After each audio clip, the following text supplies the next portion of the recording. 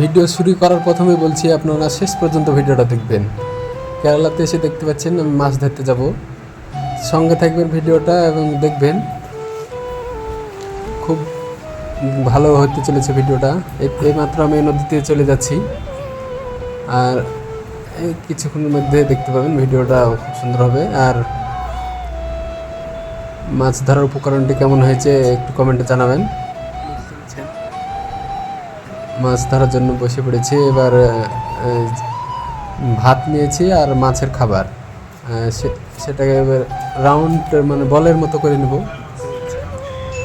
বলের মতো করে নেওয়ার পর বালু পাথর মানে সব তলে দিয়েছি, মানে যেন যাতে বোতলটা উপরে উঠে না যায়, রাখা হয়ে গেল।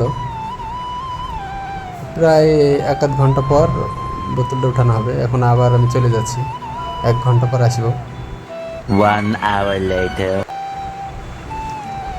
এই মাত্র চলে এসেছি, আপনারা সঙ্গে থাকুন। এবার মাছ নিয়ে যাবো, সেজন্য বালতি নিয়ে এসেছি, দেখতে পাচ্ছেন। সঙ্গে থাকবেন আর ভিডিওটা কেমন হয়েছে কমেন্ট করে বলবেন। চলে যাচ্ছে, এবার উঠিয়ে দেখব মানে মাছ কতগুলো আছে।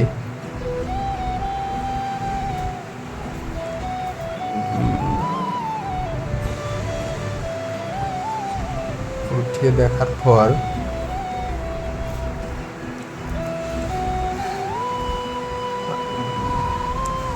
দেখছি তো একদম ফাঁকা, একটা মাছ পড়েনি। বেকার দিনটা চলে গেল, দেখতে পেয়েছেন গাইজ। খুব দুঃখ, লাস্টে বেলাতে একটা মাছ পড়েনি, সেই জন্য রাগ করে সব উল্টে ফেলে দিচ্ছি।